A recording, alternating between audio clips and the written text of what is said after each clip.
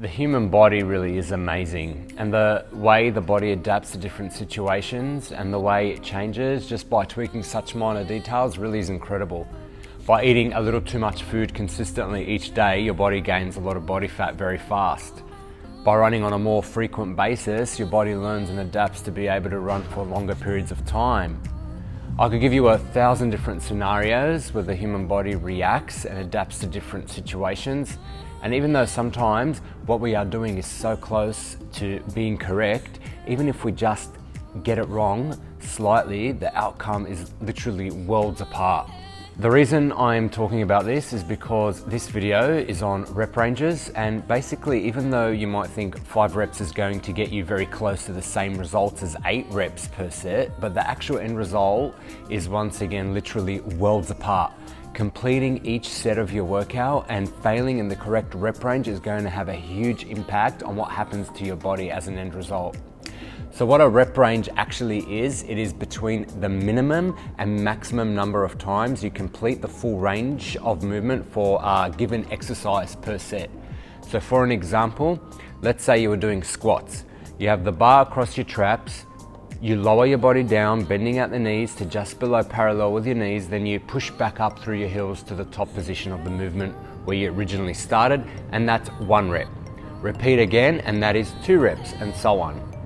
So the number of reps you do per set is the amount of times you complete the full movement of an exercise consecutively till you cannot do that movement anymore because your central nervous system and muscles have become too fatigued to continue that exercise.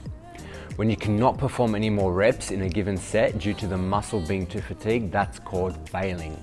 You need to be failing in the correct rep range, not just giving up. You need to push yourself until your muscles are completely exhausted. Training till failure means not being able to do one more single rep. So don't quit the set just because you want to fail in that rep range. Push yourself until you cannot do another rep in that rep range. There's a big difference. You must fail in that rep range, not just finish in that rep range for the sake of it. You need to push yourself. Now, how this is relevant in terms of fitness and bodybuilding and powerlifting and you reaching your personal goals is absolutely huge. I've told you before that training styles or training techniques don't really matter too much to the end result because they all work very well and they all contribute to breaking your muscles down and building them back, bigger and stronger. Obviously, assuming you are getting adequate amounts of rest and recovery and that you're training at 100% intensity. However, I could not say the same for rep ranges. Failing in the correct rep range is very important when it comes to reaching individual goals because even though you might be able only a few reps of failing in the correct rep range, the end result is very different. If you were missing the correct rep range by say 4 or 5 reps and you did this for multiple months or even a year, you could be sacrificing literally all of your progress, and I'm going to explain to you how. There are 3 different categories when it comes to failing in the certain rep range. If you are failing at 1 to 7 reps per set, you are training to get stronger. So anywhere from 1 to 7 reps is not actually going to help you build very much muscle. It's going to make you look, or not even make you look any better. All it's going to basically be doing is making you get stronger. So generally, if you're failing in low rep range, 1 to 7 reps, it places a huge emphasis on muscular strength and neurological improvements. Now, what I mean by that is your body gets physically stronger and learns to activate muscle fibers more efficiently to let you lift more weight. Each repetition is so close to your body's maximum strength that the body reacts by improving your maximum strength for the next time you complete that exercise. As I said, the human body is, a fascinating concept, and it adapts because it always wants to be healthy and doesn't want to be put under pressure, under that kind of stress. So the reason you actually get stronger in this rep range is because your body is preparing itself for the next time you do the exercise, and because your body wants that exercise to be a bit easier the next time you do it. Okay?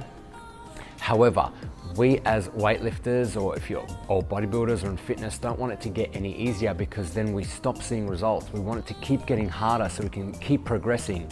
So next time we put even more weight on, once again, your body will work its magic and will get used to the amount of weight. So next time you add more and so on, and that's how you become stronger. By adding more weight each set, or by adding more weight on each of our lifts on a weekly basis, this is called progressive overload. And progressive overload is a very effective technique in terms of making progress with your training. So basically at the end of the day, if you are trying to get stronger and you are not actually focusing on seeing muscular development or visual changes in your body, then failing in 1 to 7 rep range is going to be perfect for you. Me personally, I do not do a lot of, strength training 1 to 7 reps, as I find it places a lot of stress on, the joints, and I get injured a lot more often. Okay, so strength training does have its place in bodybuilding, as it does make you stronger, which means you can lift heavier weight when failing in the medium rep range training for muscle hypertrophy.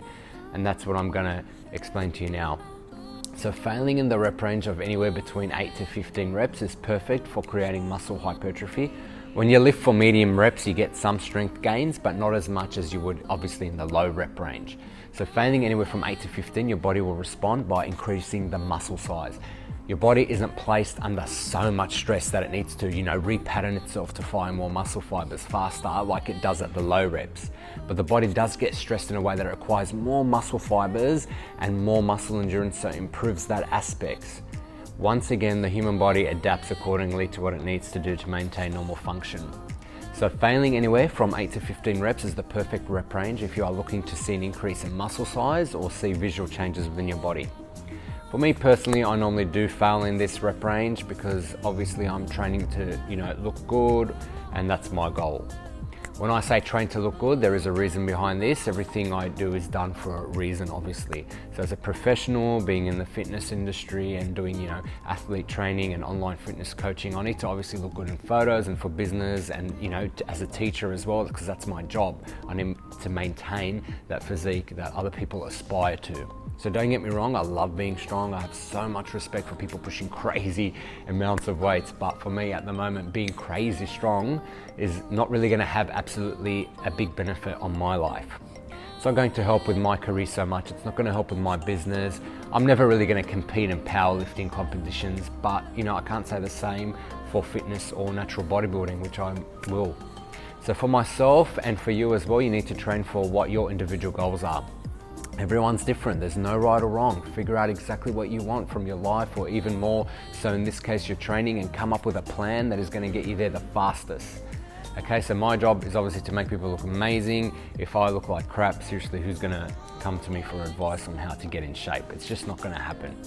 So anyway, if you are failing in the rep range of 1 to 7 reps, you're training for strength, not necessarily muscular size. If you're failing in the rep range of 8 to 15 reps, you are training for muscle hypertrophy, which is going to result in adding more muscle and seeing visual changes within your body.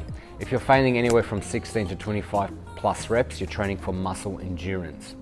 So when you lift for those high reps, which is anywhere from 16 to 25 reps, you get little strength gains, still a little muscle growth, but more so you get that muscular endurance. So each repetition doesn't require as much strength, so your body doesn't need to adapt for that. So the weight is a little too light to really focus on increasing that muscle size. However, the body does require more muscular endurance because you're asking it to work over and over again due to the high amount of repetitions that you're performing in that set. So by increasing your muscular endurance, basically it slows down the lactic acid buildup in the muscle group you are training and allows you to perform more reps and more regularly before your muscles are going to give up. Now, once again, training for muscular endurance also does play its part in bodybuilding. I train really high reps sometimes at the end of my workouts when I'm basically, really fatigued. It's a very effective way to train past that failure point. So high reps are good when you can hardly lift a single weight at the end of your workout, which should be pretty much every workout. So doing high reps at the end of a workout is a crazy, painful, but awesome feeling at the same time. You pick up a really light weight and you just rep it out until your muscles literally feel like they are on fire.